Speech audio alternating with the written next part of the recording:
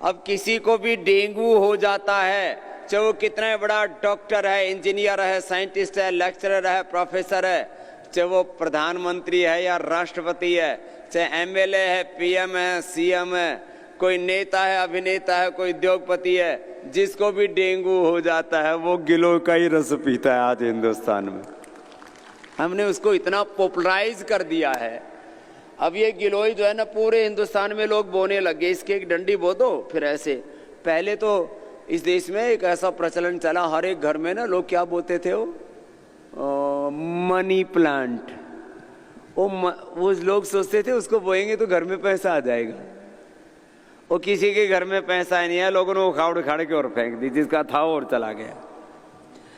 लेकिन ये सच में गिलोय जबरदस्त, बस हरा रहता है, इतना सुंदर लगता है, और रोज इसका रस पी लो, अरे बाकी बात तो छोड़ो, सर्दी जुकाम बुखार भी नहीं होता।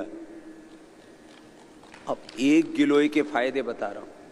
मोटापा के लिए गिलोय, अभी तो गिलोय ताजी भी उपलब्ध करवानी है आपको। अपने घरों में बोलो, और कोई ताजी लेने आए तो उसको दिया करो, ताजी गिलोय। मैं तो सोच रहा था कुछ चीजें ना, जैसे भूल से गए लोग, ताजी गिलोय ये आप लोगों को उपलब्ध कराओ। अकेली गिलोय के कितने फायदे हैं? गिलोय से मोटापा कम होता है बहुत जल्दी। रोज सुबह शाम गिलोय का ताजा काढ़ा पियो, नहीं तो गिलोय का सूखा हम काढ़ा भी देते हैं जिससे कि घरों में लोग रखें, खराब नहीं होता है। वैसे गिलोय खराब ही नहीं होती। ताजी गिलोय की सबसे बड़ी विशेषता है, बाकी सब चीजें सड़ जाती हैं, गिलोय सड़ती नहीं है। गिलोय में कोई बैक्टीरिया, कोई वायरस पैदा नहीं होता है। हमने ये प्रयोग कर चुके हैं।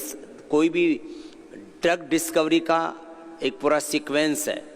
ड्रग डिस्कवरी में पहले होता है सेल लाइन ट्रायल, फिर होता है एनिमल ट्रायल, फिर होता है human trial. This is the cycle, ये साइकिल है। हमने देखा गिलोय कभी भी इसमें कोई बैक्टीरिया पैदा नहीं होता है, ये सड़ती नहीं है। बाकी कोई भी फल ले लो, कोई भी अनाज ले लो, उसमें घुन लग जाएगा, सुरसरी पैदा हो जाएगी। फल ले लो, सड़ जाएगा। केला भी पहले थोड़े दिन रखो तो चितकीदार तैयार हो जाता, अच्छा लगता है, लेकिन बाद में वो भी गड़बड़ हो जाता है। ये गिलोय कभी भी सड़ती नहीं है। हाँ, गिलोय से मोटापा कम होता है। और अगली बात सुन लो, गिलोय लगातार लेने से, पहले मैं आंवला एलोवेरा ही पीता था, आजकल मैंने भी गिलोय पीनी शुरू कर दी। अब हमारी भी उम्र बढ़ रही है और हमें बुढ़ा होना नहीं है,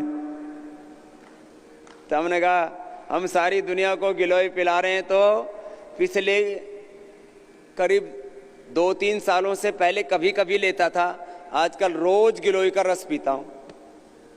ये लोग कहते बाबा जी आप थोड़े पतले हो गए। मैंने कहा तुम भी गिलोय पिया करो।